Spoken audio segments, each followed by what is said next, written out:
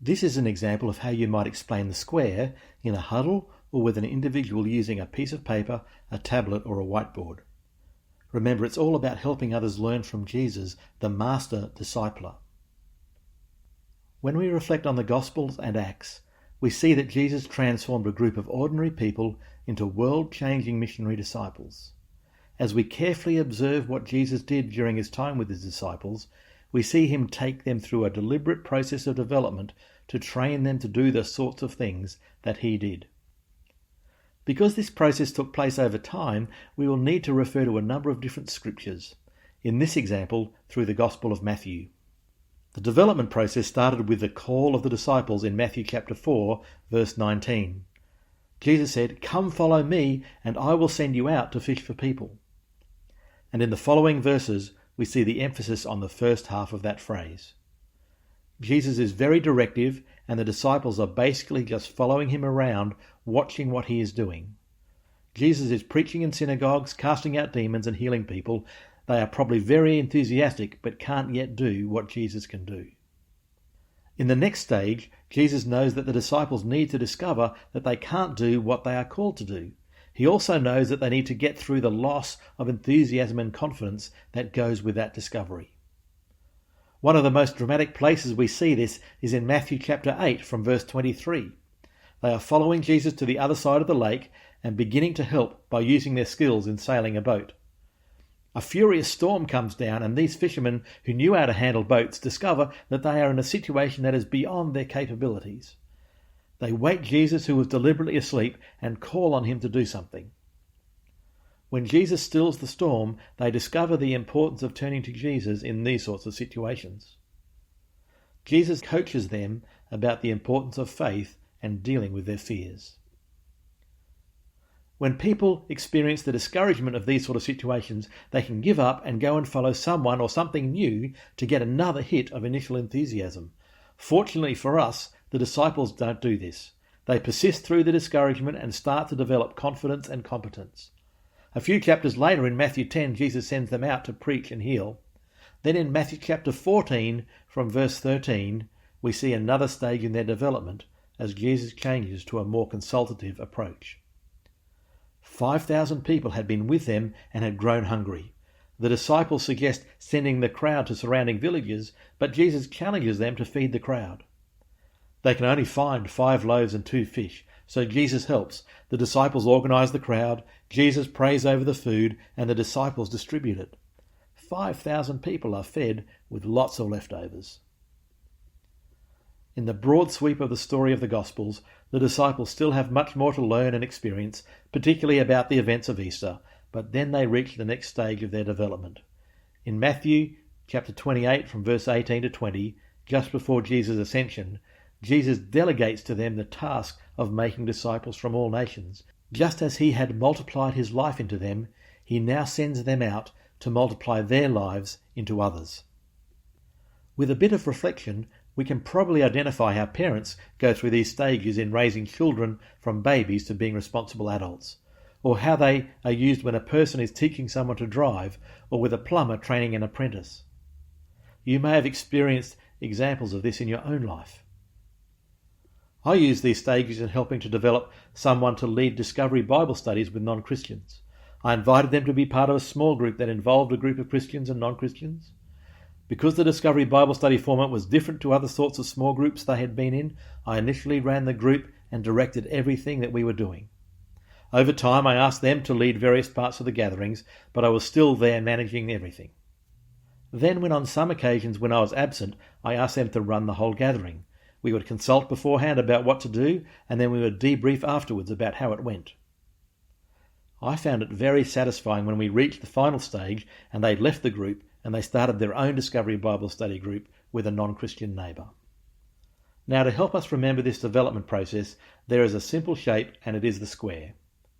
Each side of the square corresponds to different stages in the development of others. In stage 1, the D1 follower is enthusiastic but low in competence, and the L1 leader is directive. It's the I do, you watch stage. In stage 2, the D2 follower recognises their low competence and loses enthusiasm. The L2 leader needs to come alongside as a coach, pointing the follower to God's vision and God's grace. This is the I do, you help stage. In stage 3, the D3 follower is beginning to develop confidence and competence, and the L3 leader needs to shift to a more consultative approach. This is the you do, I help stage. And in stage 4, the D4 follower is competent and confident, and the L4 leader needs to delegate responsibility to the follower. This is the you do, I watch stage. Now, firstly, it's important to recognize that this isn't about one person being the leader and controlling everything.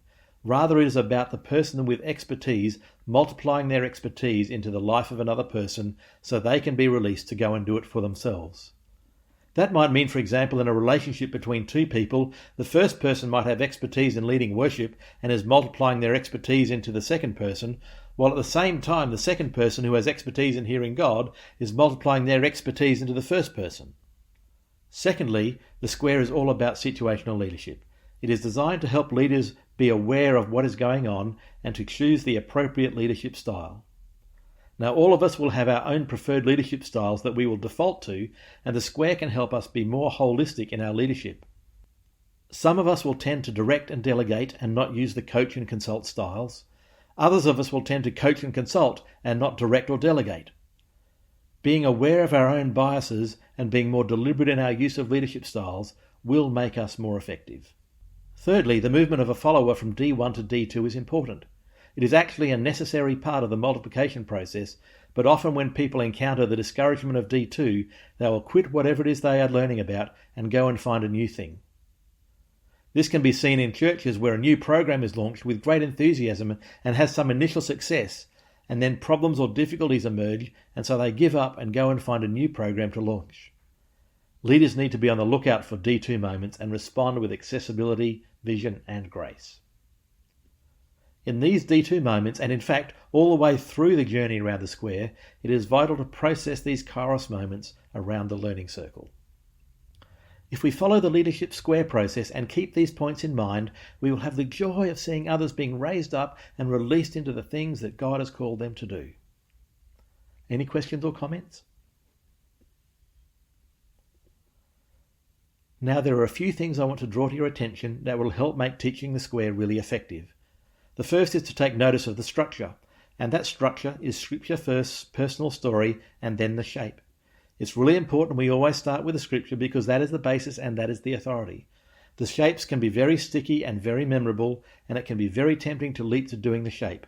But people can then think about the shape and not remember or understand the actual scriptures that it's based on. So it's vitally important that we always start with the scriptures, and if we are doing diagrams, that we also write the scriptures down first. The second thing is about using the scriptures. There are various passages you can choose to demonstrate the 4 stages of development, and some of these can be found in the book Building a Discipling Culture and other places. In this particular case, I chose passages from Matthew's Gospel. You may notice that there are things that can help you remember where they are. The square has 4 sides, and the first passage is in chapter 4. The second passage is in chapter 8, which is 2 times 4, and then the subsequent passages have the numbers 4 and 8 in the chapter numbers. In order to reduce the length of this video, I referred to the features from each passage rather than reading out the whole passage. But it is good to open the Bible to the passages, and if people are unfamiliar with stories, to take time to read through each passage. Then it's important to share a personal story to demonstrate that these aren't just bits of information that you are passing on to other people, but they are things you are actually living in your own life. You will notice that I also made reference to parenting, learning to drive, and plumbing to help people understand that the square process can be applied in many areas of life, not just in Christian discipleship. Your story doesn't have to be amazing or incredible. It can be small and ordinary as long as it's from your life. The next step is to draw the shape. You will notice that when I was writing down the scriptures and the leadership styles, I arranged them ready for the shape to be drawn. So it is then a matter of drawing the square, writing in the I do, you watch statements, and then making a note of the 4 important points along with a diagonal line that shows our biases. When you have finished explaining the scripture, the story, and the shape, give people an opportunity to ask any questions and to clarify their understanding. Then have a go. The first time you teach the square, it'll probably feel clunky and you might even leave bits out. That's okay, just have a go. You'll get better with practice.